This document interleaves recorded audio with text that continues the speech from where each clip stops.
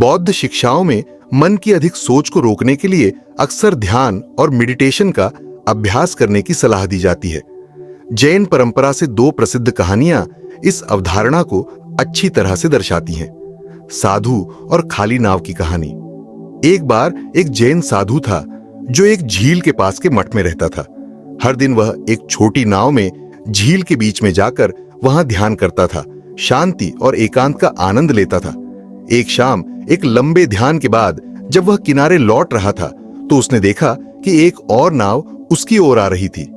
शुरुआत में उसने सोचा कि यह कोई और साधु होगा और उसे एक शांति का एहसास हुआ। लेकिन जब नाव करीब आई तो साधु ने देखा कि वह नाव खाली थी और किनारे से बहकर आ रही थी। इससे पहले कि वह समझ पाता कि नाव खाली है, उसे गुस्सा आ गया और उसने सोचा, यह लापरवाह व्यक्ति कौन है? वे अपनी नाव पर ध्यान क्यों नहीं दे रहे हैं? यह कितना असंवेदनशील है। जैसे ही नाव ने उसकी नाव को धीरे से टकराया, साधु का गुस्सा और बढ़ गया। लेकिन फिर वह रुका और उसने देखा कि नाव खाली थी। उसका गुस्सा किसी वास्तविक लक्ष्य पर नहीं था, यह सिर्फ उसके अपने विचारों और धारणाओं का परिणाम था। अचानक साधु को एक अंतर्दृष्टि हुई। उसने समझा कि उसका गुस्सा और चिड़चिड़ापन नाव या किसी व्यक्ति के कारण नहीं था, बल्कि उसके अपने मन के कारण था। खाली नाव उसके अपने मन और विचारों का एक शक्तिशाली रूपक बन गई। इस कहानी का पाठ यह है कि खाली नाव हमारे जीवन के अनुभवों और मुठभेड़ों का प्रतिनिधित्व करती है। अक्सर हम अधिक सोचते हैं और अपने मन में कहानियां वो बनाते हैं, घटनाओं को किसी विशेष उद्देश्य और अर्थ से जोड़ते हैं जो वास्तविकता में तटस्थ होती है। साधु की अंतर्दृष्टि हमें सिखाती है कि हमारी प्रतिक्रियाएं और अधिक सोच हमारे अपने मन के उत्पाद हैं। दूसरी कहानी दो तीरों की कहानी। बुद्ध के समय में सारिपुत्र नामक एक साधु था जो लगातार अधिक सोच के कारण परेशान था। वह नियमित रूप से अभ्यास करता था, लेकिन उसे मन की शांति नहीं मिलती थी। एक दिन सारिपुत्र ने बुद्ध के पास जाकर अपनी समस्याओं को स्वीकार किया। बुद्ध ने उसे एक कहानी सुनाई। कल्पना करें कि एक आदमी जंगल में चल रहा है। अचानक उसे एक तीर लगता है। यह निस्संदेह दर्दनाक और कष्टदायक होता है।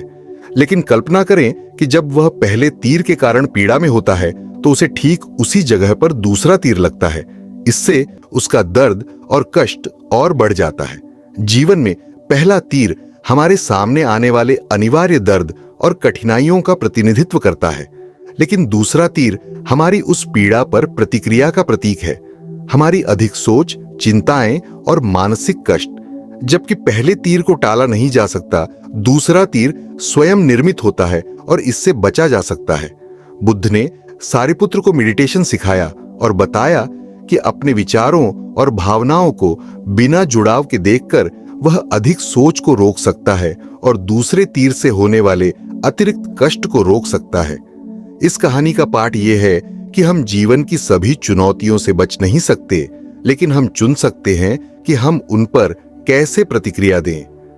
अधिक सोच अक्सर हमारे प्रतिक्रियाओं से उत्पन्न होती है, न कि स्वयं घटनाओं से। मेडिटेशन का अभ्यास करें। शांत बैठें और अपने विचारों को बिना निर्णय के देखें। उन्हें आने और जाने दें, बिना उनके साथ जुड़े।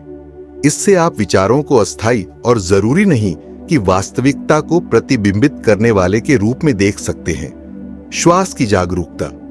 अपने श्वास पर ध्यान केंद्रित करें और वर्तमान क्षण में खुद को लंगर डालें। यह आपकी सोच के चक्र को तोड़ सकता है और आपके ध्यान को आपके विचारों से दूर और श्वास की सरल क्रिया की ओर मोड़ सकता है। प्रेम पूर्ण दयालुता मेडिटेशन, मेटा। अपने और दूसरों के प्रति करुणा का विकास करें।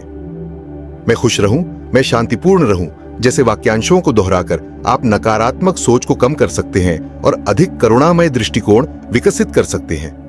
अस्थिरता को समझना।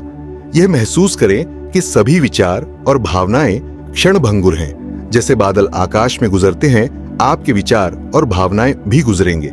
इस समझ से आप अधिक सोच को छोड़ सकते हैं। सही समझ और सही विचार। अष्टांगिक मार्ग का हिस्सा ये सिद्धांत आपको वास्तविकता की सही समझ विकसित करने और सकारात्मक, रचनात्मक विचारों को बढ़ावा देने के लिए प्रेरित करते हैं, न कि नकारात्मक और दोहराव वाले विचारों को। धन्यवाद देखने के लिए। अगर आपको हमारा वीडियो पसंद आया हो तो कृपया हमारे चैनल हंट फॉर डिजायर को लाइक, शेयर और सब्सक्राइब करें।